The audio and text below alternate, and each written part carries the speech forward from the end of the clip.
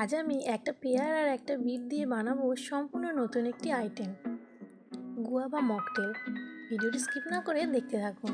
তার জন্য প্রথমে একটা পেয়ারা আর একটা বিটকে ভালো করে ধুয়ে নিয়েছি, আর পেয়ারাটাকে এইভাবে কেটে একটা চামচ দিয়ে ভিতরে শাঁসটাকে বের করে নেব।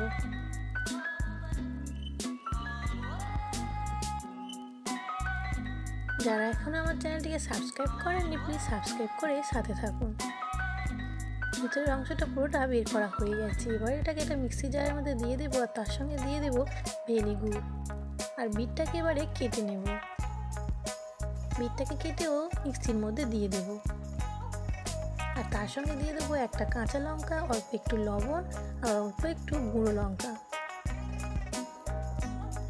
দিয়ে ভালো করে পেস্ট করে নেব। এবার একটা প্লেটের মধ্যে নিয়ে নিলাম অল্প একটু লবণ আর অল্প একটু গুঁড়ো লঙ্কা, নিয়ে এটাকে ভালো করে হাত দিয়ে মিশিয়ে নিলাম। এবার কাটা পেয়ারাটাকে এর উপরে দিয়ে একটু ঘুরিয়ে নেব।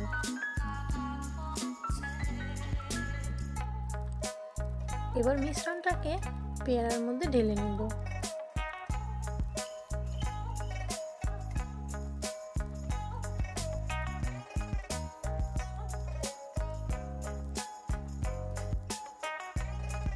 এটা দেখতে খুবই সুন্দর হয়েছিল।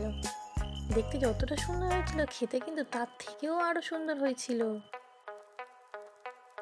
যদি আপনারা এটা কখনো খেয়ে না থাকেন, অবশ্যই একবার ট্রাই করে দেখুন।